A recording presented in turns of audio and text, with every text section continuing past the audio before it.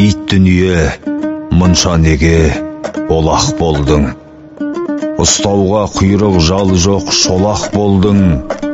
Дүниеде жолдас болған достарыңның, ит дүние бәрін бірдей тонап болдың.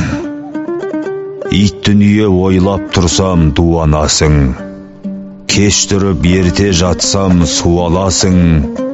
Ілескен достарыңды от қитеріп, шапақтап екалақан қуанасың.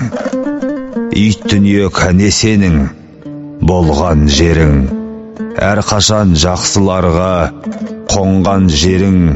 Жібердің қарынбайды жер түбіне, о пәлі кәне сенің оңған жерің.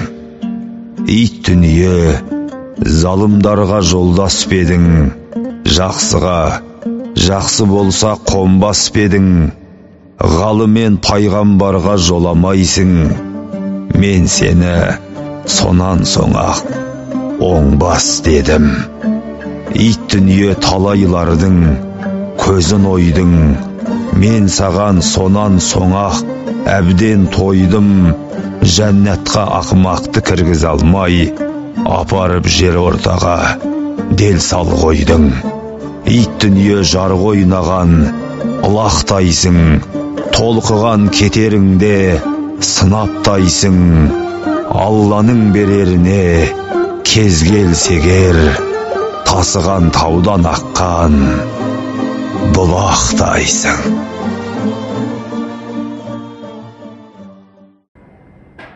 Бұл өлең тақырыбы дүнияуи тірліктің жағымсыз тұстарын айту, өмірдің кейбір келеңсіздіктеріне лирикалық кейіпкерлердің наласы, берген бағасы. Біз мұны өлеңнің атауынан ақ байқаймыз. Идеясы тағдырда барлығы да алма кезек екенін, жақсылық пен жамандықтың жарыса жүретінін оқырманға жеткізу. Қанша қиындық көрсең де шыдап бақ, алда бір жарық сәуле сені күтетіні хақ дегісі келген сәуегей ақын. Өлең 6 шумақтан 24 тармақтан тұрады. Автор бастан аяқ қара өлең ұйқасын ғана қолданған. Барлық сөздер өзара толымды ұйқасып тұр.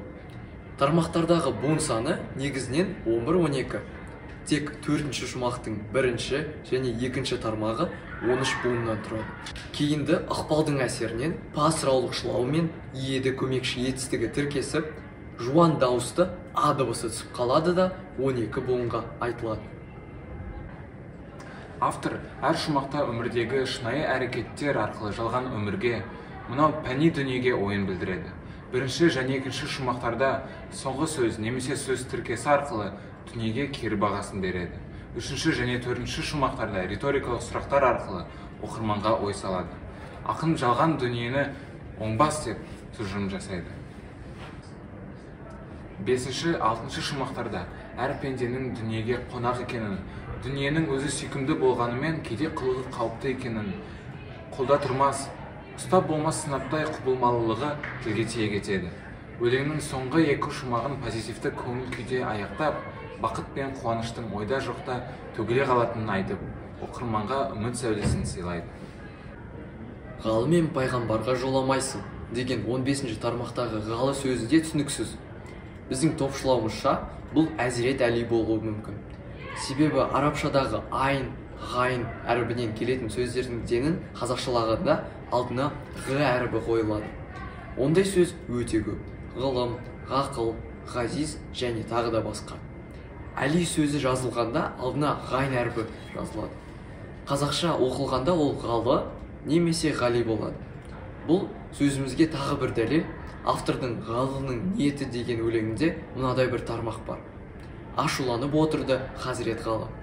Мәшһүр Жүсіптің діни сауаты мен ілімі жоғары деңгейде болғанын, дін жолындағы ағартушылық қызметін ескерсек, біздің болжамымыз орынды деп ойлаймыз. Автор әр шумақты ит дүние эпитетімен бастауы шығарма тақырыбын аша түседі. Соңғы шумақтағы ұйқастарда лақтайсың, сынаптайсың, бұлақтайсың теңеулерін қолданып, өмірде ойнап жүріп от басуға болатынын, жазмыш пен бақтың кездесуін аңғартады. Дүниенің жағымсыз бейнесін сипаттауда олақ, шолақ, тонадың, отқа итердің, көзін ойдың, залымдарға жолдас болдың деген сөздер мен сөз тіркестерін тиімді қолданған. Мәшһүр Жүсіп Көпейұлы халқы үшін көп уайымдап, өмірдегі қиыншылықтардан, кедергілерден түңілген кездерін жырларына арқау еткен.